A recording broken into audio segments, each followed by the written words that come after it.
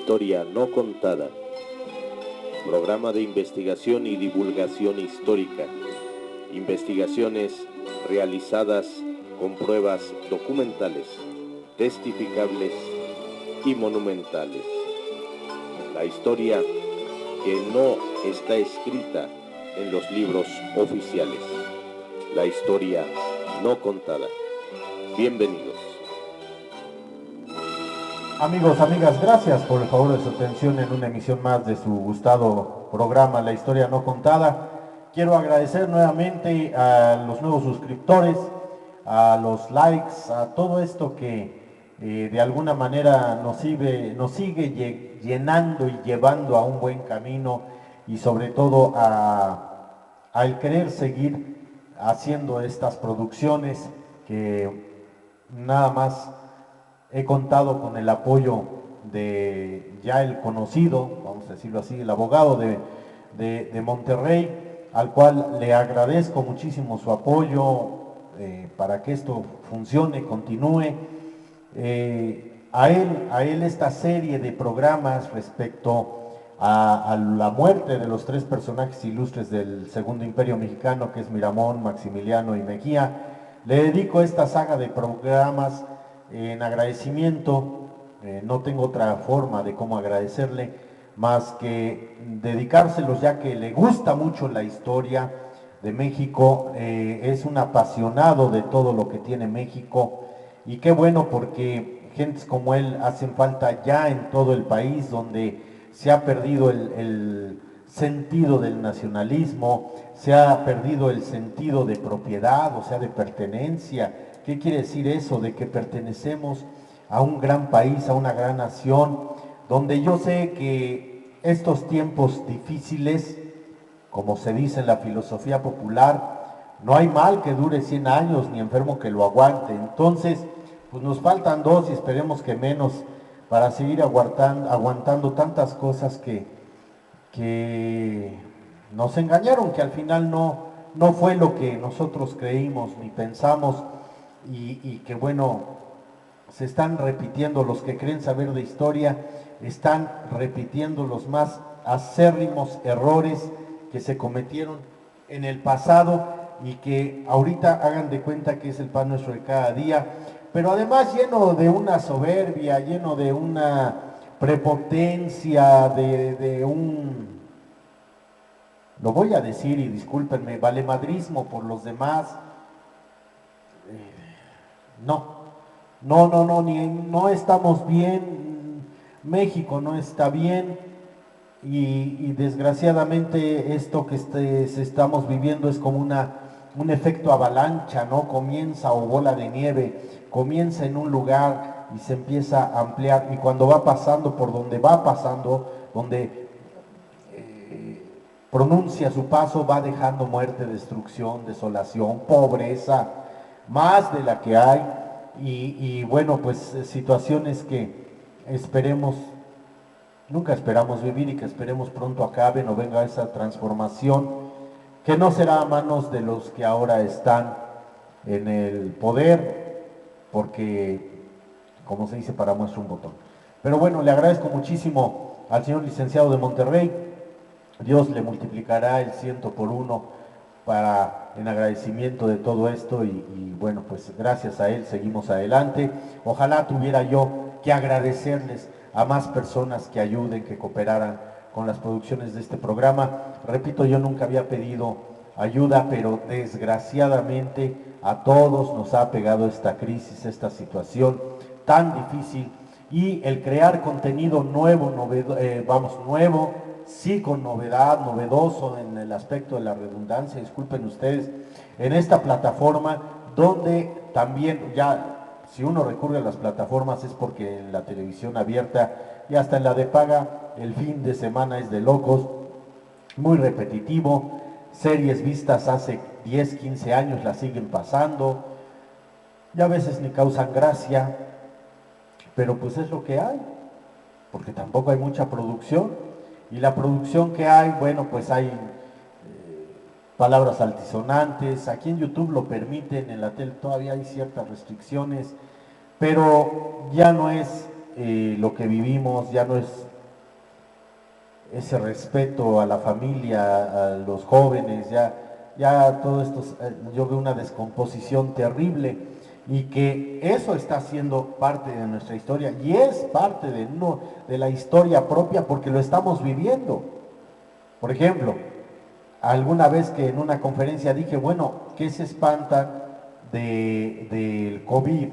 Si, por ejemplo, después de la Primera Guerra Mundial hubo peste en toda Europa y andaban como andábamos nosotros con nuestro cubrebocas, con máscaras, con situaciones de la época, estamos hablando de 1918. ¿Qué nos admira? Entonces, a veces los ciclos son repetitivos y no cambia la historia más que cambia el tiempo, porque la historia, afortunada o desafortunadamente, se vuelve a repetir.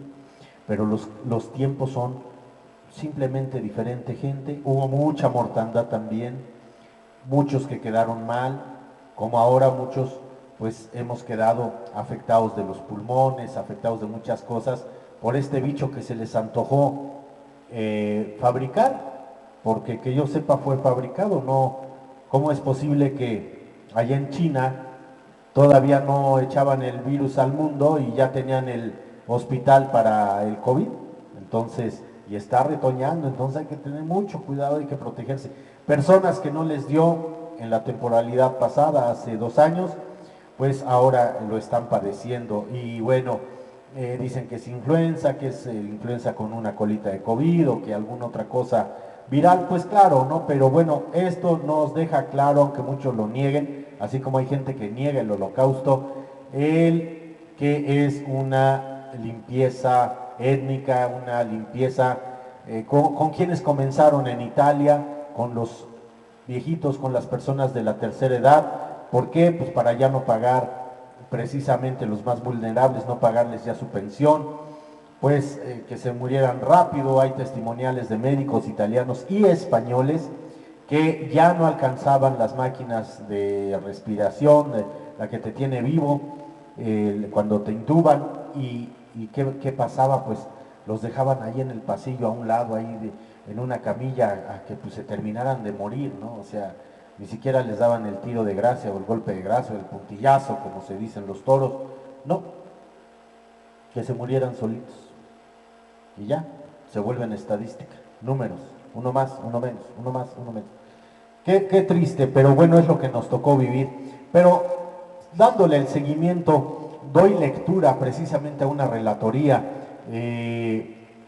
por tiempos, qué es lo que está pasando después del primer programa de esto, que son las cartas, la protesta de Miramón y la protesta de Miramón por su mal proceso y la carta de Maximiliano a su secretario, cuando le encarga y deja dicho a una persona, un banquero, que por favor le preste lo necesario para que su cuerpo sea, al banquero Carlos Rubio de allá de Querétaro, ¿verdad? Le dice que por favor le preste lo necesario para que su cuerpo llegue en las mejores condiciones allá a Viena, y bueno, esta carta se la dicta a su secretario José Luis Di Blasio. Bueno, sigo con la relatoría y vamos a ver otros documentos más. Nos situamos en el estado de San Luis Potosí a las 11:45 horas. Mariano Riva Palacio y Rafael Martínez de la Torre reciben el telegrama de sus colegas de Querétaro, Ortega y Vázquez, que dice: en este momento, que son las 11:30 de la mañana, se está notificando la sentencia confirmada por el señor general en jefe. Están señaladas para la ejecución las 7 de la tarde, Ortega Vázquez. Será a las 11:30 y el telegrama está llegando 15 minutos después, 11:45. ¿Quiénes eran Mariano Riva Palacios? Obviamente Mariano Riva Palacio fue papá de Vicente Riva Palacio, los dos, abogado general y el otro el hijo también general, y le hacía la sastrería. Rafael Martínez de la Torre. Los dos son los abogados que van a defender a Maximiliano, van a hacer la defensa de la causa. Bien, entonces, en el acto, los dos abogados, con el barón von Magnus, representante diplomático de Prusia, caminan apresuradamente al Palacio de Gobierno para presentar su última súplica de clemencia.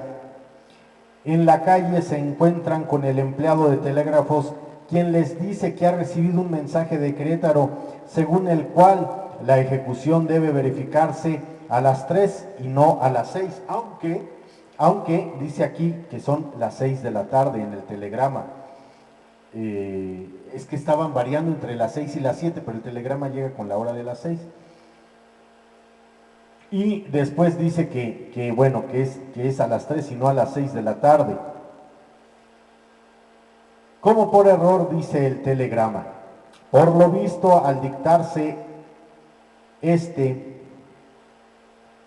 Querétaro, en la oficina de telégrafos instalada en el cuartel del general don Mariano Escobedo, el empleado debe haber escuchado mal las palabras a las 3, escribiendo erróneamente a las 6. Ahí está la justificación.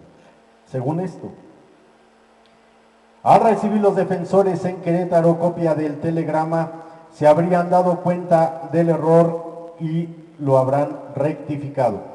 Dándose aún más prisa, von Magnus, Rivapalacio y Martínez de la Torre entregan su escrito de súplica a Lerdo de Tejada, don Sebastián Lerdo de Tejada. Este lo acepta y se retira a una reunión con el presidente Benito Juárez, la cual dura 3/4 de hora. A la 1:00 de la tarde, Lerdo, después de haber conferenciado con el presidente, entrega a los abogados que han soportado el suplicio de 3/4 de hora en espera el telegrama siguiente que transmite a Querétaro las órdenes del gobierno. Y dice así, voy a dar lectura a la transcripción del telegrama que dice: Ciudadano General Mariano Escobedo, Querétaro, los defensores de Maximiliano y de Miramón acaban de ocurrir a manifestar al gobierno que se ha confirmado la sentencia del Consejo de Guerra que les impuso a ellos y a Mejía la pena de muerte y que se ha ordenado a hacer la ejecución en la tarde de hoy. Se ha pedido para los 3 sentenciados la gracia del indulto que el gobierno ha denegado, después que ha tenido sobre este punto las más detenidas deliberaciones con el fin de que los sentenciados tengan el tiempo necesario para el arreglo de sus asuntos. El ciudadano presidente de la República ha determinado que no se verifique la ejecución de los 3 sentenciados sino hasta en la mañana del miércoles 19 del mes corriente. Este es el telegrama que llega a Querétaro y está llegando hacia las 2 de la tarde. Entonces, ese telegrama y la respuesta, pues la tienen de primera mano los abogados, donde es ahí donde esos famosos 3 días, ¿no? Si era el 16, van a ser fusilados el 19. Según lo que dice aquí Juárez, bueno, es el tiempo de gracia que les da a los sentenciados para que arreglen sus cosas. Ellos ya sabrían qué arreglar. Pero bueno, pues es lo que aquí tengo de la investigación. Y luego sí llega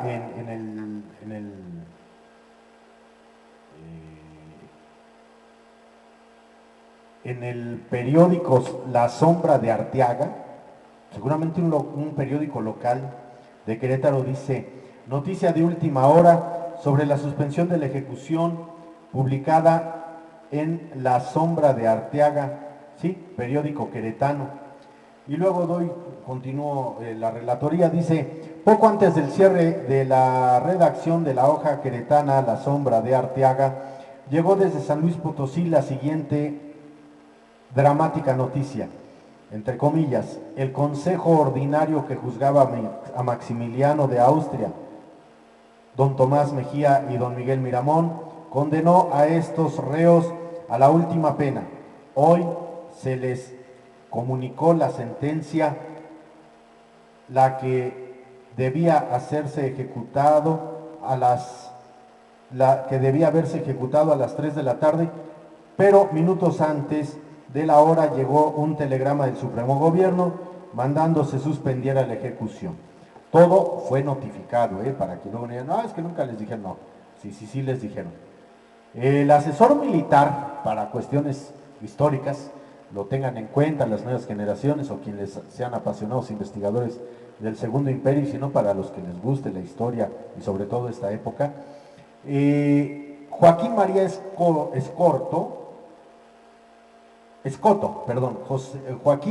Joaquín María Escoto fue el asesor militar del general Mariano Escobedo. El coronel Juan Doria fue el ayudante de Escobedo. Esto está tomado, la autenticidad de quién fue el ayudante de Escobedo, que estamos hablando del coronel Juan Doria. Bueno, pues lo redacta Cavazos Garza por ahí de 1984 en una de sus publicaciones. Al recibirse al mediodía el telegrama en el cuartel general, ya se están tocando los tambores de las tropas dispuestas a marchar hacia el patíbulo en el Cerro de las Campanas, cuando el licenciado Joaquín Escoto, al que se entrega el telegrama en ausencia de Escobedo, quien se propone a observar la ejecución desde el pueblito a través de sus catalejos, lo descifra, se queda perplejo. El pueblito ya no llega ahí esa población del pueblito porque no sabe cómo detener los preparativos en curso. Por fin, él y Doria deciden ordenar a Palacios que no lleve a los reos al patíbulo. Al mismo tiempo mandan un mensajero a caballo al pueblito, a donde él iba a ir precisamente, y Escobedo confirma la orden de suspensión hasta el miércoles. Quiere decir que Escobedo estaba ahí donde Escoto iba a ir a ver con sus catalejos la ejecución. Escobedo es obvio que tenía que estar en la ejecución, pero bueno, pues su secretario o el abogado, el asesor militar no era. Pero ahí se entiende que está Escobedo ahí en el famoso lugar llamado el pueblito. Y luego dice así: en el Cerro de las Campanas 4,000 soldados republicanos están formados en 2 bloques flanqueando el patíbulo en espera de las ejecuciones. Como paredón se levanta un muro de adobes que toman de las fortificaciones aún existente de las tropas imperiales, porque recuerden que Querétaro estuvo en sitio hasta el 15 de mayo de 1867. Después de recibir la orden de Escobedo de aplazar la ejecución, las tropas emprenden la marcha de regreso a la ciudad de Querétaro, obviamente. Desde las 3, los reos con sus confesores esperan en el pasillo de la prisión que les lleve al cerro y que se les lleve al Cerro de las Campanas. A las 4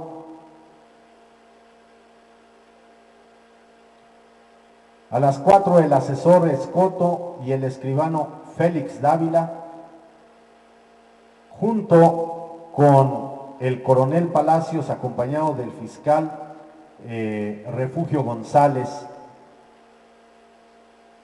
trae en la mano y lee. Maximiliano, aterrado, exclama: es una crueldad, cuando precisamente los reos sin esperanzas traen uno de estas personas. Está un poquito complicado aquí la transcripción, se paleografió lo más cercano, pero estamos hablando de documentos de hace más de 160 años, Dice, vuelvo a leer, porque sí está un poquito complejo. Dice aquí, desde las 3, los reos con sus confesores esperan en el pasillo de la prisión que se les lleve al Cerro de las Campanas. A las 4 viene el coronel Palacios, acompañado del fiscal Refugio González, el asesor Escoto y el escribano Félix Dávila. Trae en la mano el telegrama que incluso suscita esperanzas a los reos. Cuando lo lee, Maximiliano aterrado exclama, es una crueldad, ya me había resignado a morir, porque les aplazan 3 días. En cambio, Miramón lo tranquiliza diciendo que es un regalo divino que les prolongue en la vida. Otra vez puede reunirse durante algunas horas con Concha. Sí, Miramón, pero Maximiliano, ya ven que desde la lectura anterior se queja que está solo, que no tiene a quien contarle cosas. Que cediendo a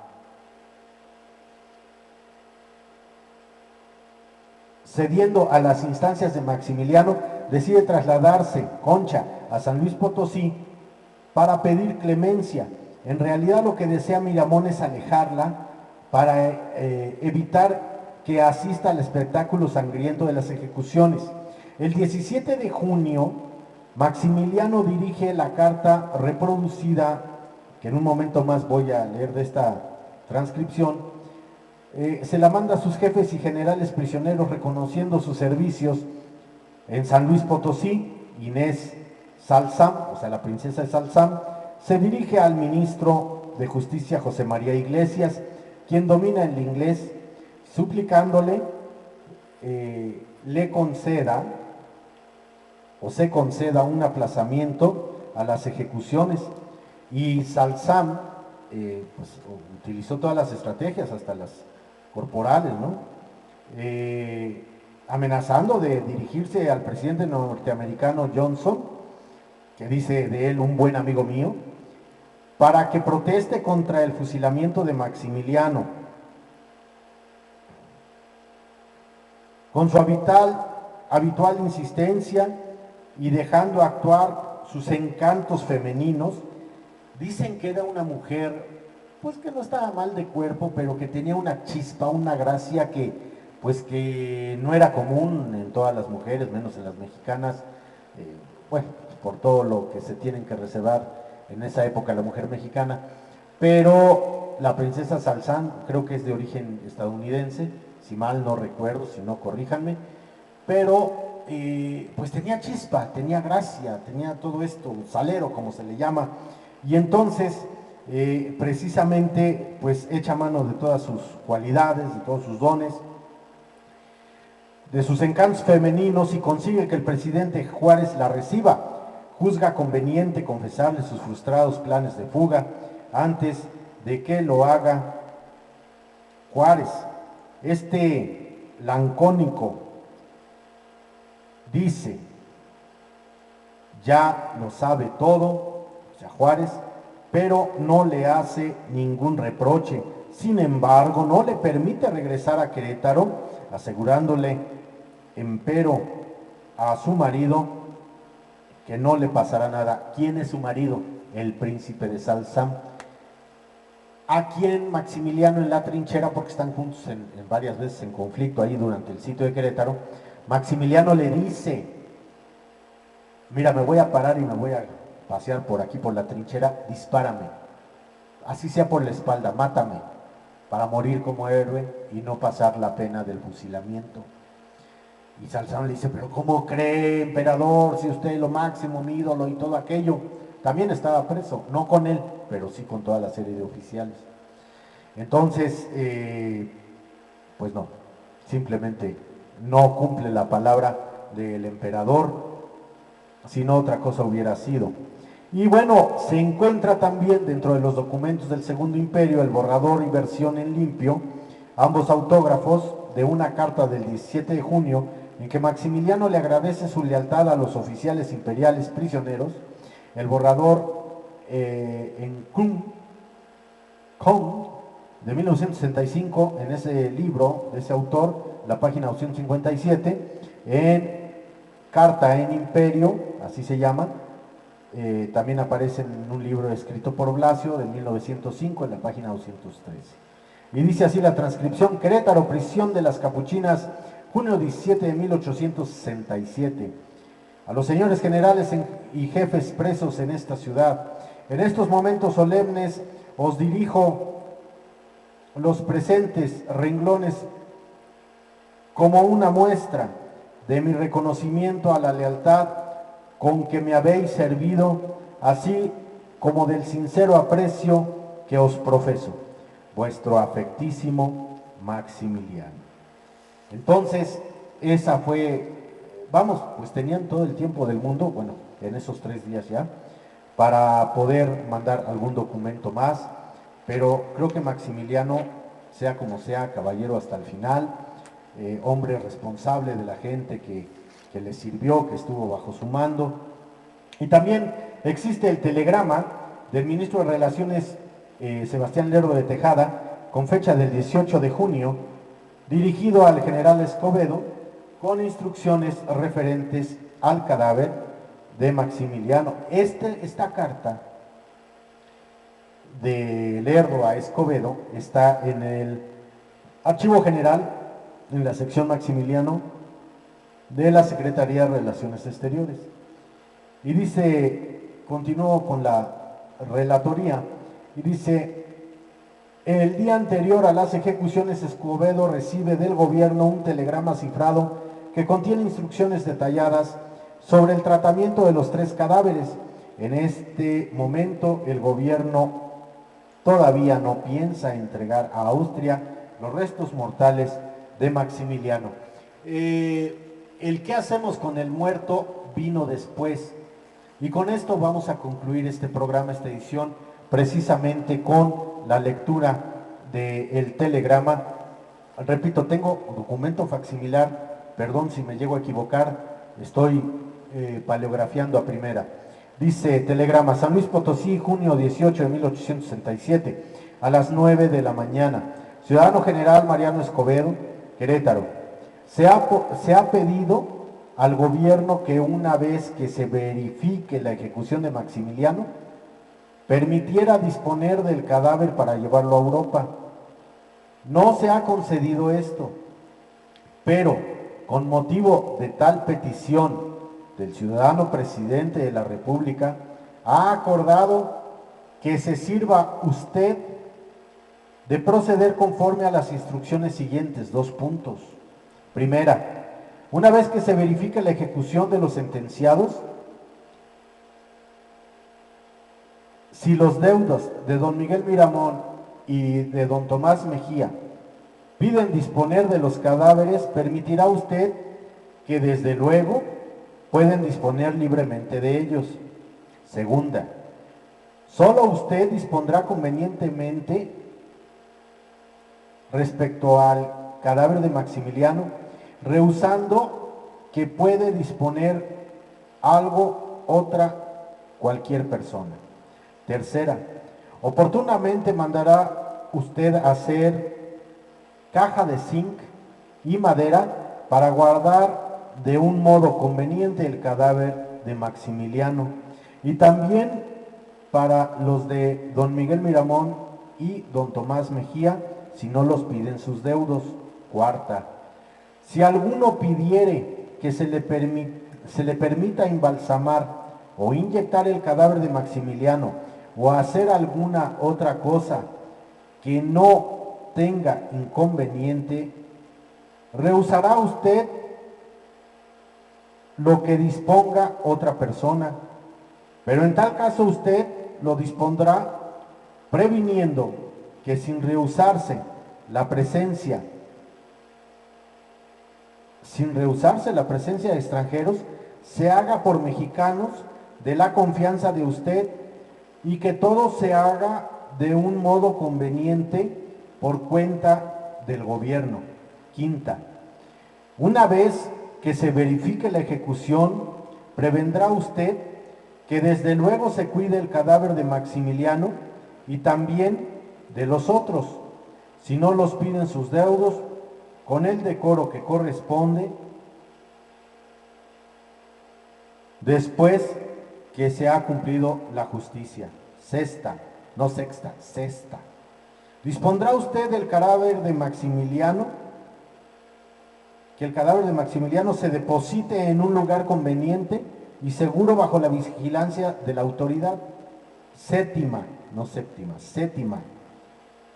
Para el depósito del cadáver de Maximiliano y los otros, si no los piden sus deudos, encargará usted se hagan los actos religiosos acostumbrados. Lerdo de Tejada. Muy, muy impresionante este telegrama, muy de sangre fría, muy específico, pero bueno, a la altura de las circunstancias, pues no se podía pensar alguna otra cosa. Pues amigos, amigas, hasta aquí por el momento para reflexionar, y vamos a seguir con esta relatoría hasta prácticamente llegue la ejecución de estos personajes ilustres del Segundo Imperio. Por el favor de su atención, su amigo Ricardo Triana se despide. Muchas gracias, nos vemos en la siguiente entrega. Hasta pronto.